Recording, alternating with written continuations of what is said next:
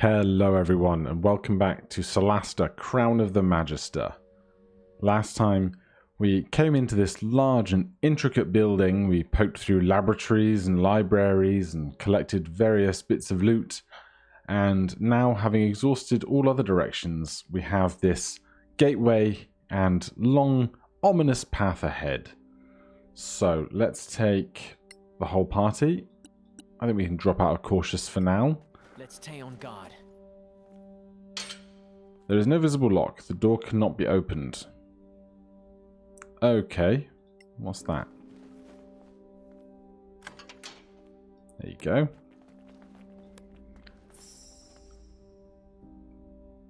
I heard a noise. What was the noise about? Alright, I'm going cautious. I'm paranoid. Now, Faith does still have Spider Climb for another 54 minutes. Don't know if that will come in handy or not, but hey, we've got it. It is spectacular. You would not want to get shoved off of there, would you? Everybody freeze. Are you kidding me? Master, here I am, at last. Diana, come to me. We're gonna die here.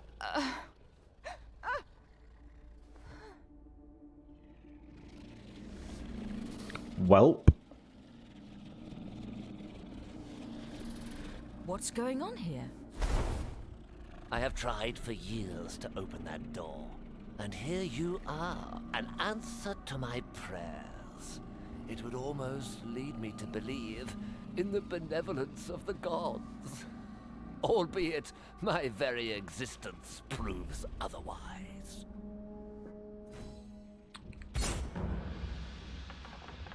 Oh my. Alright, let's just take a moment to assess the situation. We've got Brood of Flesh, Brood of Blood, Brood of Dread behind us. I don't know what this is, but it does not appear to be a foe. Another one there. And then this guy, Razan. We can see the AC. 16. Challenge 9. Deadly. Yep. Could have guessed that much. 145 HP. We get to know that as well. Disadvantaged by light. Are we currently lit is the other question. I don't have any reason to think that we're not in this space right now. The dragon does not seem to be interactable with. Neither does Cathala. So, we need to basically deal with this problem first, I think. And then these guys are small fry in comparison. But against Razan, I don't think we're going to be able to get sneak attack. I don't think any of our spells are going to help us that much. Although, I don't see why we wouldn't put in a blur rather than a standard attack to start with. That's trippy. And otherwise, I think that will be fine. We did roll really good initiative, so that's nice. Pastel here in the center. Any of the big new stuff to use?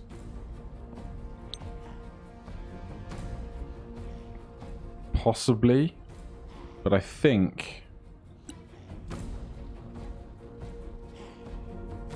that's confused. This. Inflicts restrained, save to negate, unable to move, creatures' attacks and dexterity saving throws have disadvantage, attacks against creatures have advantage. I mean, if we can land that against the save, if they're unable to move, that's really big for us, although I don't expect them to be doing much in the way of melee attacks against us. So for right now, I'm going to go with the Spirit Guardians, mostly to protect us from the things that are going to surround us.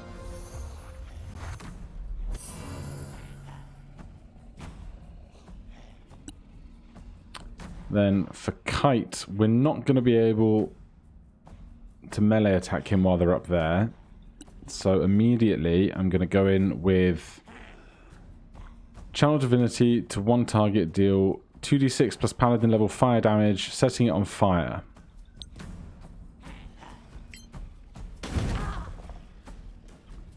Very nice. It's a good start. Then Gothic, who is currently concentrating on Spider Climb. We can probably not worry about that too much now. I don't think Greater Invisibility is going to benefit us all that much right now. I don't think we can get a suitable fireball against the 3 enemies behind us. And it's a bit excessive just for the one foe in front of us.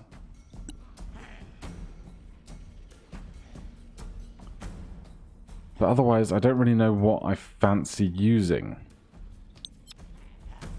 Let's try this. We've got the level 4 spell slot.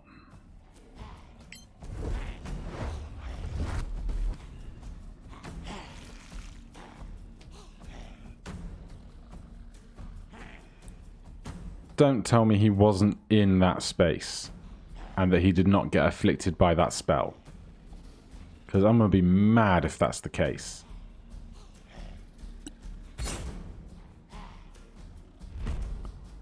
Hostile spellcasting, but we don't know what it is yet. I'm going to pass for the first time because this is a legendary action.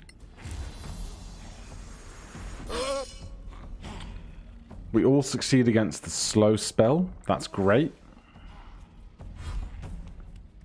These guys are taking passive damage from the Guardians. Attack of opportunity. Who are we stood next to? I can't see.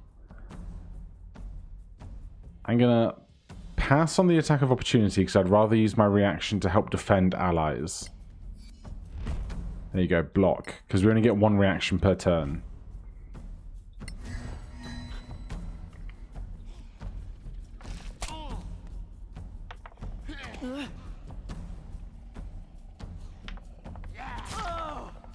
Although that said, a lot of them might be attacking at disadvantage anyway because of the light sensitivity. I should have figured that one out earlier.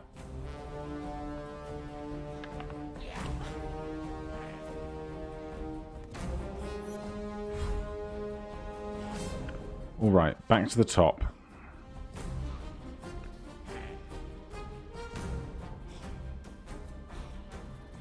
Is it an item interaction for Faith to load some kind of special arrow?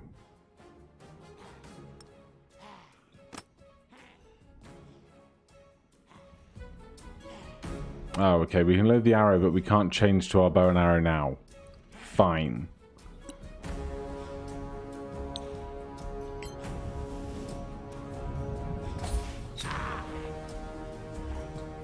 Very nice. Something about this fight is giving me the sense that we are gonna have like a second phase where we have to fight the dragon half of this thing or something terrible to come. Not a big fan. Right, let's go for a second level guiding bolt.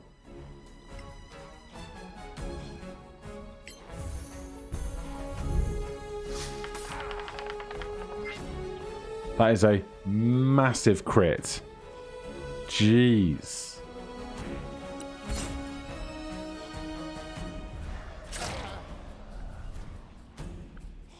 And they regain life from the inflicted damage, healing for 10. But against the brood of flesh, that's expected. Fine.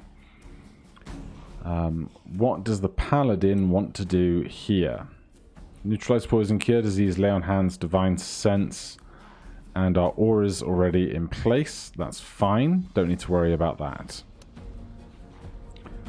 We are not going to be able to get in melee range of them, which is a great shame. We could go after the broods and such, but I think, as unideal as it is... Yeah, I wasted the advantage we gave ourselves as well, didn't I? Still, every little helps. Gothic. What do we fancy? We're concentrating on the tentacles. I don't even know if it's benefiting me, but we are.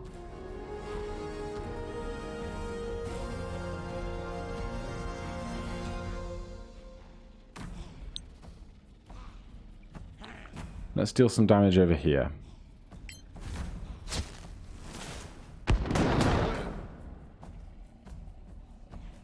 That's pretty good going. Now they all get around. Yes, more shields, please. It's a risk because now we're giving up our reaction to cast Counterspell, but these are the risks we have to take.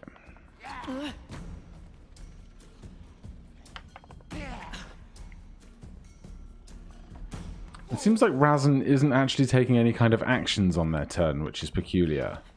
He's just suffering from being burnt. Got a lot of mileage out of that shield spell. Alright. Faith needs to be doing something more now, I think. We're not going to be able to hide. Oh, but we did, yeah, we introduced funky arrows for this, didn't we?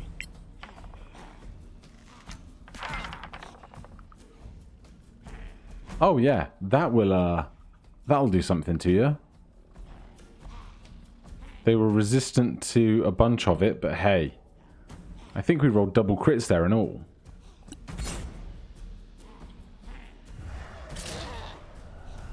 They continue to try and heal for 10 hit points a pop. Let's go for another second level guiding bolt here. It's another crit. I've never been so lucky in my entire life. Right, they have like 4 hit points left. I think we can worry about that with magic missiles in the worst case scenario. Although that said, we are capable of doing that much damage with a crossbow. Alas, we only do 2. They have 2 remaining. We can cast spell. Magic missiles. Let's do it at 3rd level. 1 there. And as for the blood and stuff, let's focus fire all on 1.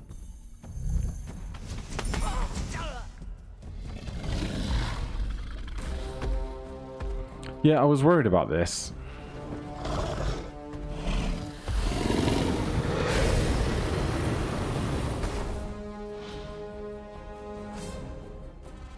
You have my thanks, whoever you are. Oh, thank God. You're welcome, I guess. But your thanks for what, exactly? For reuniting me with Kitaela. For dealing with this foulness when I was incapacitated. This evil was new to me. Not something Manakalon ever knew. That's very interesting. Reuniting? Reunited with her? Yes. Kitaela was, or even is, a part of me. Did you kill her? Careful now. No. It is also me speaking, my friend. And your care is much appreciated. Kitaela was your clone? I don't understand what happened here.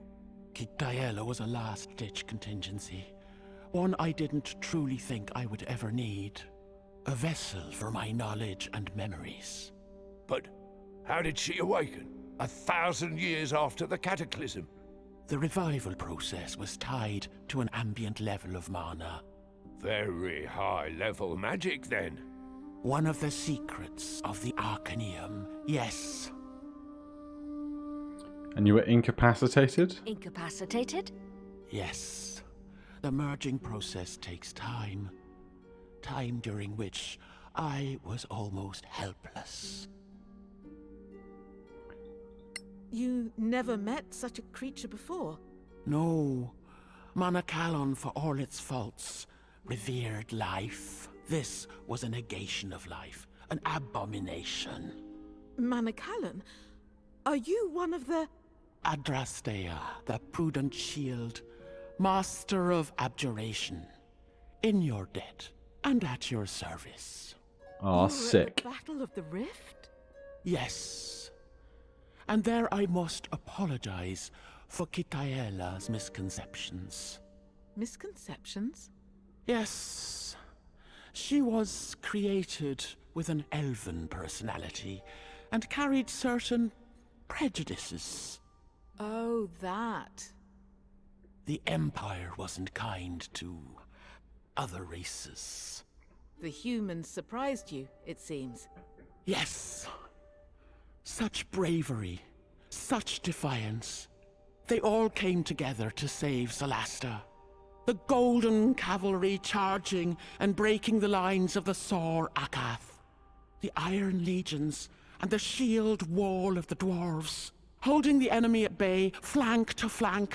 Our shock arcanists and the human paladins together, giving their lives to give us a chance to close the rift. Paladins. And as another wave came through, one last throw of the dice. One last surprise for the Sor Akath.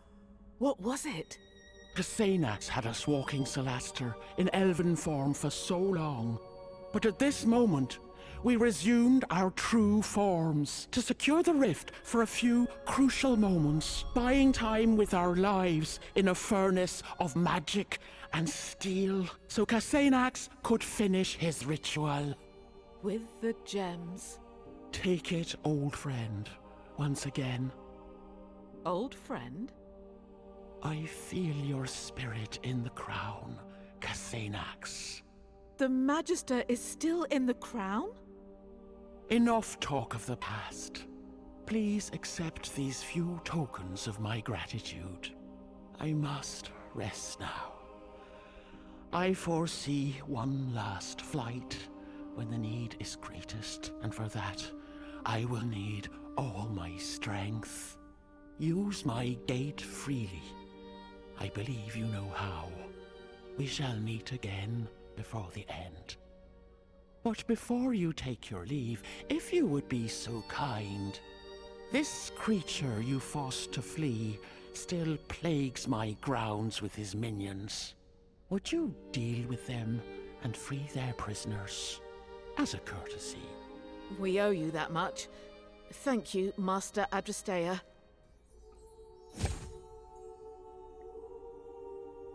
It's the time stone.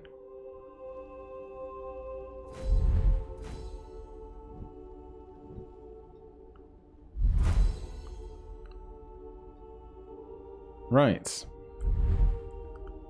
New quest started, but first, do we have any new crown things? Raise dead, 3 charges. Brings 1 creature back to life up to 10 days after death. Well, as a team, so long as Gothic doesn't die first, I think we should be fairly unkillable at this stage. Let's get moving, because we still have not Blur going, but Guardians. We've lost our emergency companion, of course, the one that we must keep alive. And then in our log, what do we have here? Find Rosanna's drone. Magister asked you to find the Defiler who nests nearby her tower. Return to the ruins outside the Fortress of the Shield. Find the tomb where Razan placed the remains of his family to lure him and put an end to his existence. So I guess that's our new side quest. Return the sword we know about. Return to a quest board. Study the crown's pedestal is a side quest. Return the holy symbol to Ker Keflin. Find the Silent Whisper's base. So, find Razan and destroy him. Let's track that. Having no idea how difficult that quest will be compared to what we've just undertaken, I think a long rest is well earned. They're all gone. This must have something to do with Adristea's awakening. Where's the fireplace? Probably on the other side of here, if that's the gate that we're able to use. There it is. There's also blue on this side. I'm not sure if that's a loading zone or something else. Yes. 15 hours camping after that fight. Right, we've got a bunch of hit die back. Now we can... Oh, we haven't even yet. Now we can take the long rest and get our hit die back after a further 8 hours. They said take some gifts, and I didn't really check inventories yet. But we do have a Sigil Ring of Abjuration. Requires attunement slot. +1 to all saving throws. +1 to AC. Item functions: cast Dispel Magic once each day.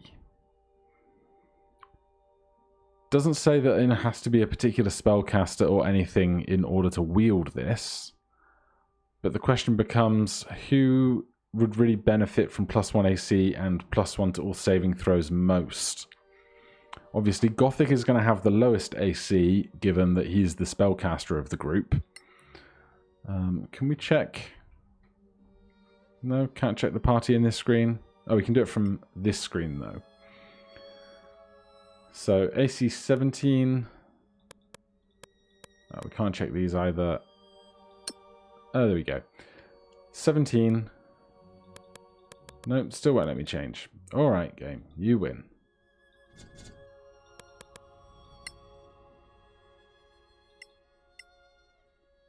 (17-17). Faith has high AC thanks to her, you know, the one, dexterity. So Gothic's AC being 14, I think he should probably benefit most from this. So they can attune to that over the gap. As for spells, I'm pretty happy how things are, I think. So we've got the new attunement. This is just a magical barrier if you can't go over here. Let's just check inventories in case we've gained any weapons or anything. Does it say here? Item, Sigil Ring of Abjuration, we know that one. Gothic gains Adastalia's Plea.